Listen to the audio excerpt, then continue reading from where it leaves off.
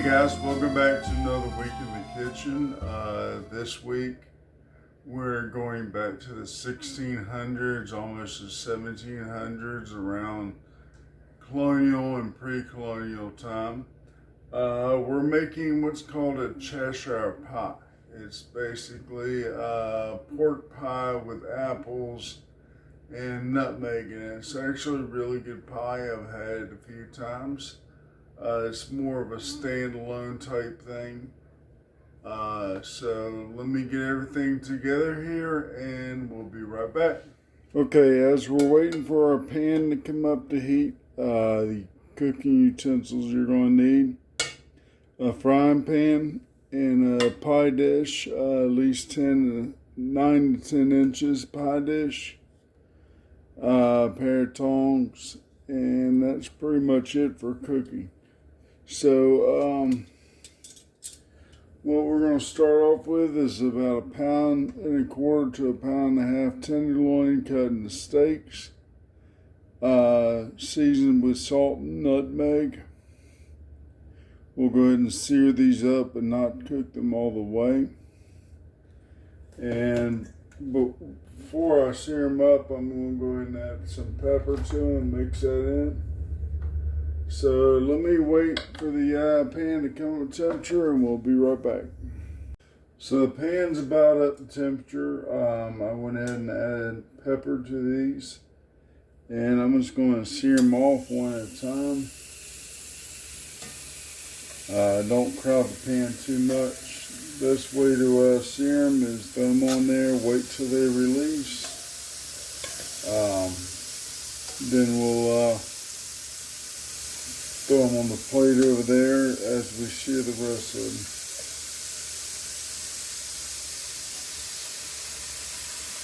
So give me a few moments. Let me let these sear and we'll be right back. Don't worry about stuff sticking to the bottom because we will be adding a deglaze, and the deglaze will be going into the pie. So be right back. One thing I didn't mention, or I didn't go into elaboration. Like I said, I cut the tenderloin up into little steaks, and about a tablespoon of oil, and about a teaspoon of nutmeg, and about a teaspoon of salt. And I did about a half teaspoon of pepper. But the nutmeg and salt in oil, I made sure I coated it real well, and I covered it and put it in the fridge for about an hour or so. And when I got it out, I went ahead and added the pepper to it and made sure I coated them all pretty well. So right now, it's still cooking there, so we'll be back in a bit. As we cook the last little bit here, if you notice, there's definitely a lot of stuff caught on the bottom here. You'll definitely be deglazing that here in a little bit with about a cup of white wine. Go ahead and have that out and ready because we're going to turn this off and let it residual cook as I deglaze with the white wine as soon as I get these pieces off. Go ahead and flip them over, put them on for the last little part. They stick a little bit. Alright, so we'll be right back in just a bit. I'll go ahead and tell you the smell is absolutely wonderful. Browning pork or searing pork with nutmeg puts off a really nice smell. I went ahead and turned the stove top off. I'll go ahead and remove these.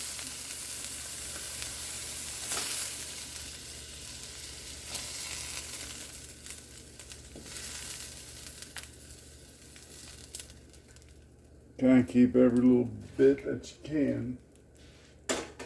Alright, so we're going to add about tablespoon and a half to 2 tablespoons of butter. Get a knife. Let that melt down the dish. Or in the pan, shall I say.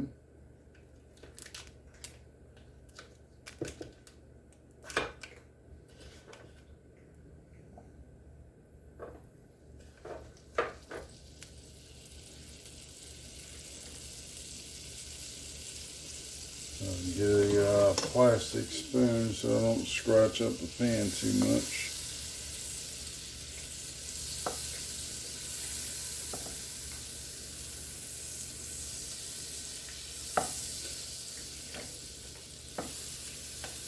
What we're going to make here is a simple butter wine sauce to pour into the pie once we have everything in there.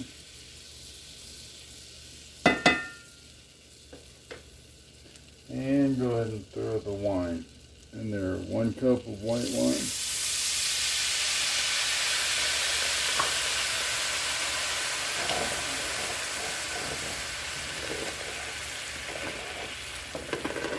And what I'm doing is scraping up all the bits.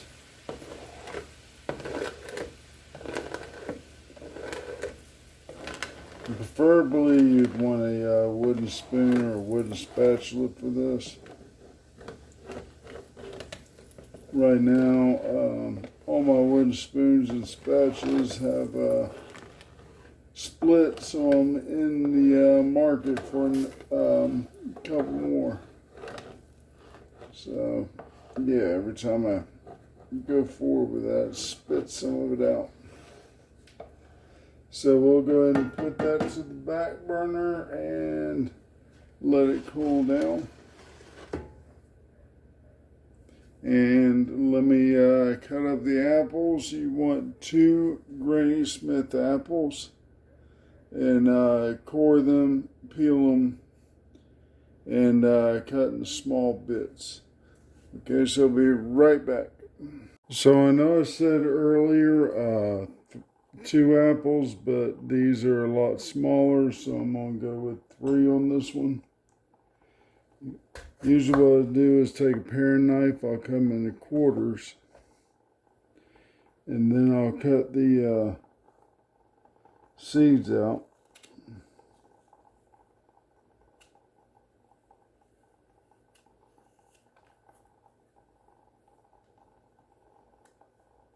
Like so.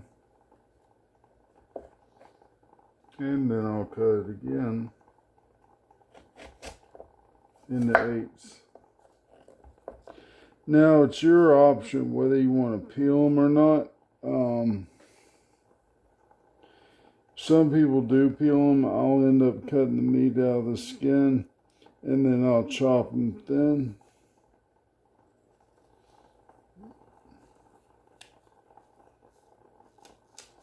Cut through the seed husk. Make sure I get that husk out of there.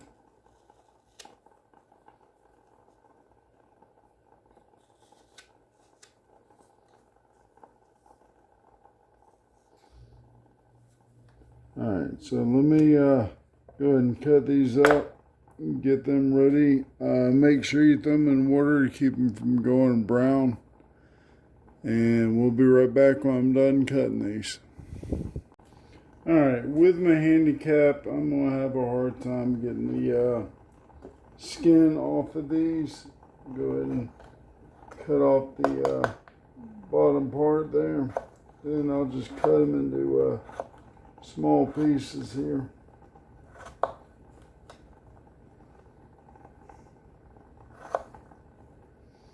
So basically that's how you want. Cut the apple into 8s, go ahead and core it, get the seed husk out of it, and cut them up into small bits like that. Alright, so we'll be right back. Okay, now we're done with the apples. You want to keep them in the water until you're ready for them. Then we'll need to drain them. Make sure they're pretty well dry before you put them in there, because we don't want to add any more moisture than what we have to with the wine. Right now we're going to go ahead and prep the pie dish. And we'll be right back. Let me clean up and get the pie dish over here and the pie crust. Alright, to start off with, like I said, you want a 9 to 10 inch pan. Go ahead and take your stick of butter, rub it into the pan as much as you can. Go ahead and coat all surfaces, even the side.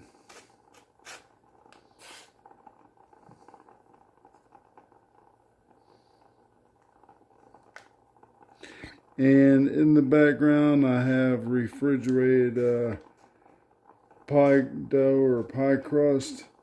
Letting it warm up and soften up so I can put it in the pie pan real easily. So that's that for now. That's nice and covered and coated. And I'll go ahead and put the pie crust in. We'll be right back. I apologize, I had to do that off camera because it's extremely hard for me to do with my one hand, so it takes a while for me to do it, but I got it soft enough. And make sure you stretch it out to fit the pan. If there's any holes that open, just kind of close them up a little bit. So what we do now, let's put a layer of pork. Just go ahead and space it out. You don't have to really fill the holes, but kind of interlink them as much as you can. And in the background, I have the oven warming up to 375.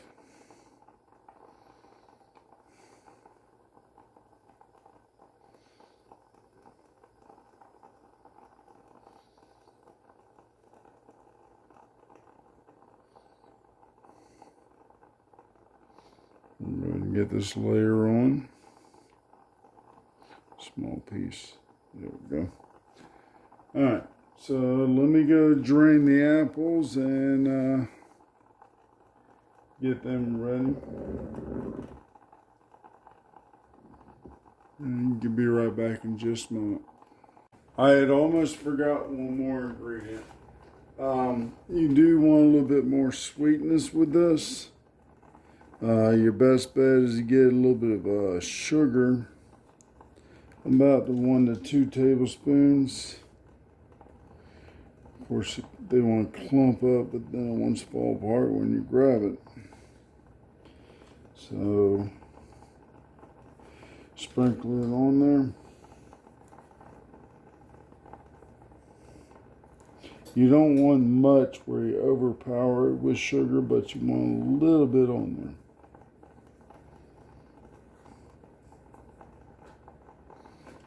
Not that much there. So that's about half a tablespoon right there. So let me get the pie shell out and I'll cover it up and I'll be back in just a moment. Alright, so the apples are well drained. Go ahead and sprinkle the layer. I'll go ahead and pour them on in there and spread them out by hand. You just want one layer of the apples. One of them didn't get cut. Let me cut this one up real quick.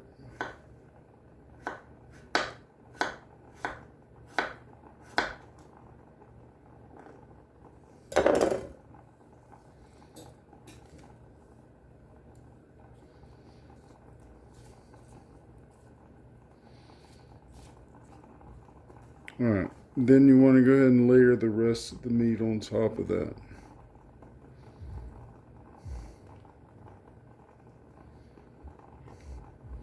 It's okay if you want to space it out a little bit just to make it even.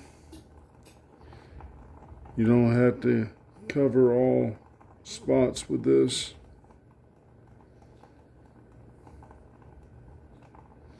Let's go ahead and finish it up here.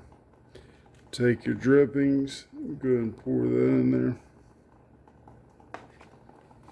We are going to cut up the rest of the butter, throw that in there.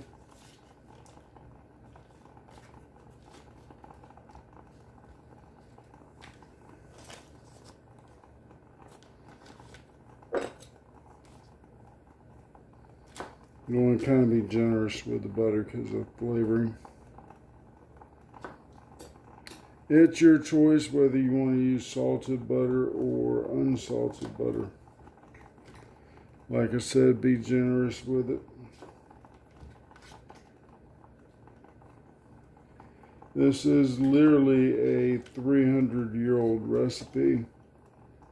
A lot of ship cooks during that time cooked this for their crew.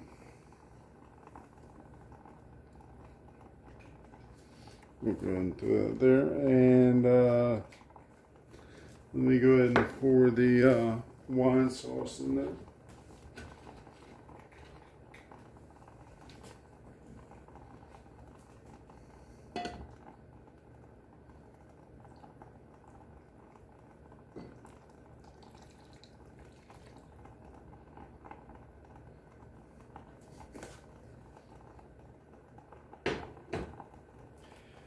And I'm going to go ahead and get the other pie crust out. We'll go ahead and cover it up and cut slits for vents, and we'll be right back.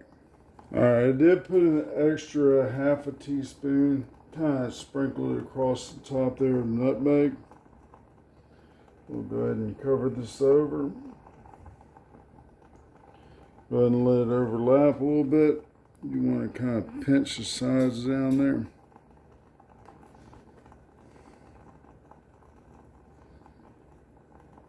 Kind of push the crust down in there.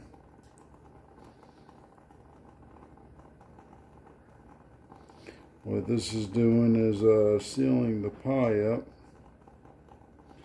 But like I said, you want to cut some slits for ventilation. Reason being because you don't want the pie to burst with all the moisture and stuff. So you can be a little sloppy with this. It's not the prettiest pie in the world, but it's definitely really good. The aroma that comes off of it while it's cooking is really nice.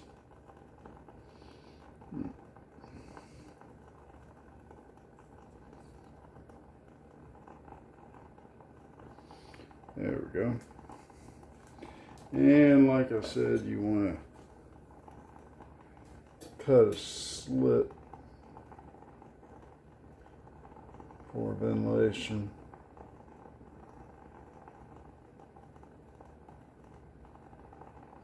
And roll it open a little bit.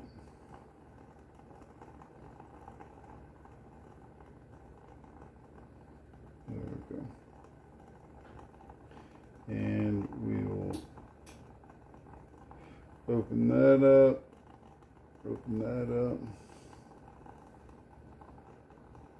open that up. Let me beat one egg and put an egg wash on it, and let me get the egg out and beat it real quick, and I'll be right back.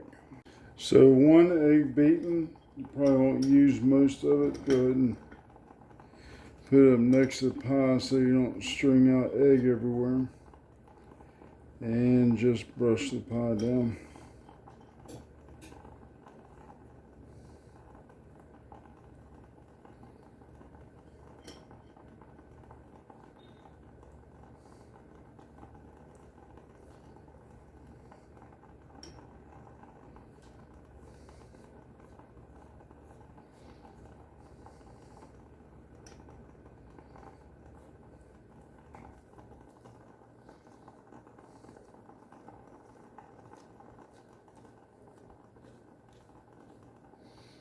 Go ahead and get the edge as well so that comes out golden.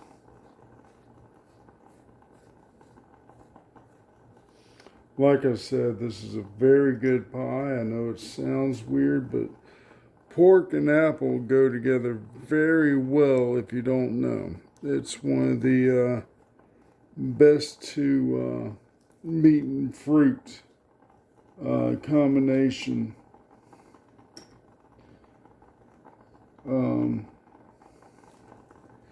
Steak really doesn't go well with a certain fruit. Chicken, it kind of goes well with grapes. but nothing goes well together like pork and apple. Duck and orange go pretty good together. All right, there we go. All right, so now that's done, and now the oven right on time. Okay, so let me go ahead and throw this in the oven for about 45 minutes at 375, and we'll be back in a bit. So 45 minutes has passed by. I finally pulled the pie out. It smells great. Definitely can't wait to cut into this and eat it. I'm going to give it about 10-15 minutes to cool down before I do so. Then I'll cut into it and take pictures for the wrap up and thumbnail. So, as usual, if you try to cook any of my recipes, please let me know how it turns out. And if you like what you saw, please hit the like button down there. Help me spread this around. And until next time, have a great week and a great weekend. And bon appetit.